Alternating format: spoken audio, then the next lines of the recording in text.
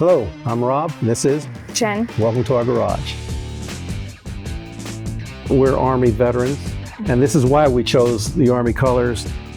It represents who we are, Army Strong. I first stumbled upon Swisstrax about 3 years ago. I saw it at my friend's house, and I wanted it in my garage immediately. All right, we went with the RibTrax Pro because it's just a better texture, better look, and just an overall professional appearance.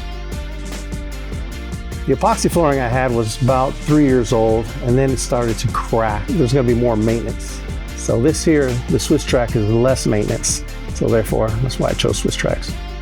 I went on Designer online with Swisstrax and designed my complete flooring.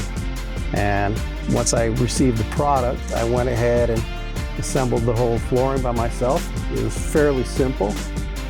Of course. Cut. I helped you do that. I want to be involved. I don't want them to think you did it all by yourself. Please don't cut that. Cut that. And like when she says it, it's perfect. When putting the Swisstrax flooring together, we didn't have to pull everything out of the garage. It was fun. It's very easy to install. If someone's on the fence about Swisstrax, I say go for it. It's a great floor. It's an easy product to assemble. You'll love it.